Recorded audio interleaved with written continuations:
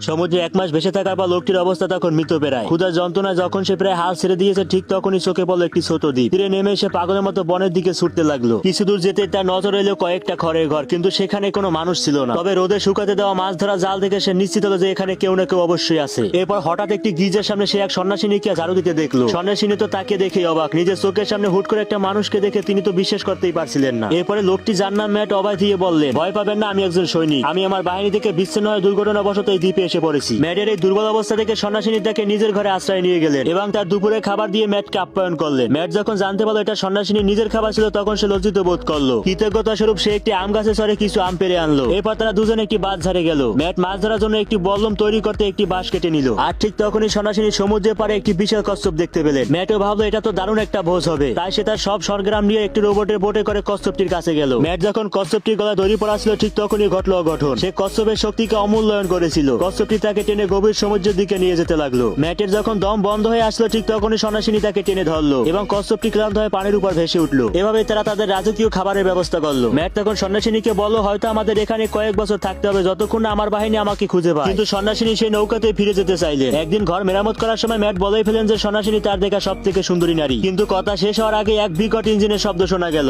এরপরে ম্যাট দ্রুত তাদের নৌকাটি লুকিয়ে ফেললো। সন্ন্যাসিনী কৌতূহল হয়ে খোলা জায়গায় বেরিয়ে এলে ম্যাট তাকে টেনে নিয়ে তালপাতা দিয়ে ঢেকে দিল। এরপর সে তাকে জানালো ওটা শত্রুপক্ষের স্কাউট প্ল্যান। ধরা পড়লে দুজনের মৃত্যু নিশ্চিত, তাই তারা নিরাপত্তার জন্য একটি পাহাড়ের গুহায় আশ্রয় নিল। পরদিন সকালে ম্যাট আবার বিমানের শব্দ শুনতে পেল। গুহা থেকে উকি দিতে দেখলো চারিপাশে বোমা পড়ছে। পুরো গুহা যেন কেঁপে উঠেছিল। কিছুক্ষণ পর গোলাবর্ষণ থামলো, বাইরে সব ঘরবাড়ি আগুনে পুড়ে ছাই হয়ে গেল। ম্যাট তখন লক্ষ্য করলো শত্রুপক্ষের যুদ্ধজাহাজ দ্বীপের দিকে আসছে এবং বড় একটি দল তীরে নেমে পড়েছে। এরপরে দ্রুত তারা গুহার গভীরে লুকিয়ে পড়লো। ম্যাট তার ছুরি বের করে সতর্ক হয়ে দাঁড়ালো। ঠিক তখনই গুহার মুখে শত্রুদের পায়ের শব্দ শোনা গেল। দুজনের স্পন্দন তখন চরমে, একটু এদিক সেদিক হলে মৃত্যু অবধারিত। ভাগ্য ভালো ঝোপঝাড়ে আড়ালে থাকা শত্রুরা তাদের দেখতে পেল না। রাত হলে ম্যাট চুপি চুপি সমুদ্রের তীরে গেল মাছ ধরতে। সেখানে টহল দিচ্ছিল শত্রুরা, কিন্তু ম্যাট ছিল অত্যন্ত চতুর। সে ঠিকই একটা মাছ ধরে নিয়ে এলো, কিন্তু সন্ন্যাসিনী কাঁচা মাছ দেখে বমি করে দিলেন। তার কষ্ট দেখে ম্যাট ঠিক করলো সে শত্রুদের গুদাম থেকে খাবার চুরি করবে। এরপরে গুদামে ঢুকে ম্যাট দেখলো শত্রুরা নাচ গান আর খাওয়া দাওয়ায় মগ্ন। ম্যাট সুযোগ বুঝে তার ব্যাগ ভরে খাবার নিল, কিন্তু ফেরার পথে সে প্রায় ধরা পড়ে যাচ্ছিল। সে দ্রুত একটি তাকের উপর লুকিয়ে পড়লো। ম্যাট ভেবেছিল শত্রুরা জিনিস নিয়ে চলে যাবে, কিন্তু হুট করে সেখানে আরো একজন এলো এবং তারা দুজনে মিলে সেখানে দাবা খেলতে শুরু করে দিল। ম্যাট এখন চরম এক বিপদে আটকা পড়ে আছে। তো বন্ধুরা, আজকে এই পর্যন্তই। আপনাদের সাথে ছিলাম আমি সাব্বির। এতক্ষণ ভিডিওটি মনোযোগ দিয়ে দেখার জন্য সবাইকে আন্তরিক ধন্যবাদ।